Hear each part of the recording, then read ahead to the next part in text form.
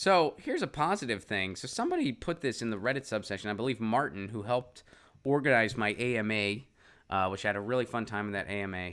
He organized a lot with the AMA, and then he wanted to turn me on to this. So here's something going on in East Lansing, Michigan. This is East Lansing Info, and what is this? This is a co-op that's part of the Institute for Nonprofit News. And by the way, this is a local organization committed, or a regional organization committed to providing high-speed fiber to the home, and is committed to a free and open internet. So this is a company committed to that.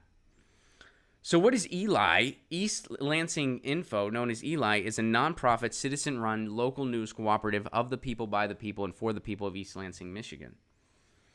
They provide free, local, nonpartisan, accurate news and information about East Lansing. So what makes it different from other local news organizations? In an effort to promote community news sharing and to focus especially on East Lansing, they confine itself to local news and information and encourages audience members to consider participating. So what does it mean when we say that they're independent?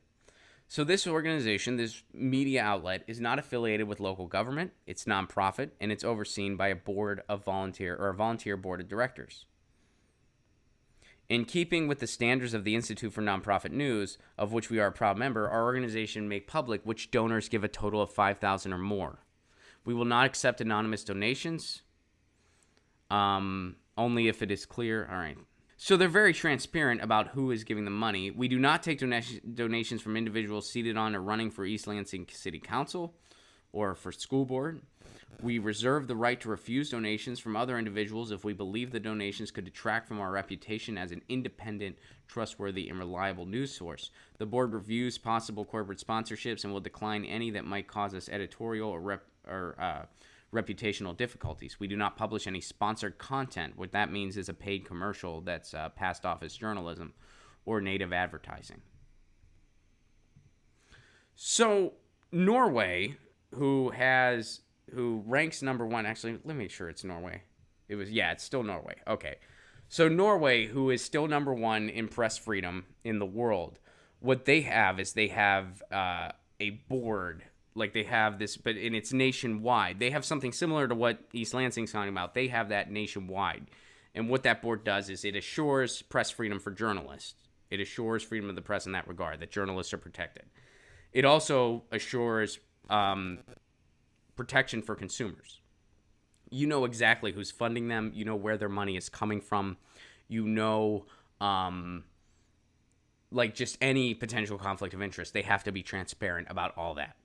And there are very heavy rules on how much media one company can own. There are very heavy protections so that they prevent homogenization and consolidation of the media. They have all these rules in place. These rules equal better press freedom. So East Lansing and the Institute for Nonprofit News, they're doing something like this on the local level. And if something like this were to spread nationwide and become a national policy, well then we could actually have a valid media structure here in the United States. Right now, we don't have one. We straight up don't have a media structure in the United States. So Martin wanted me to bring this to the attention of people, that this is going on in different communities. He brought up for instance, in East Lansing. The way I see it, something like this needs to happen in every community in the country. And if this is of interest to you, please explore what they're doing in East Lansing and spread the word.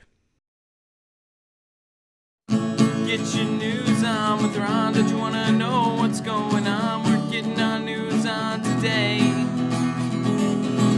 Get your news on with Ron. Don't you want to know what's going on? We're getting our news on today. You can tweet me an article at Ron Placone.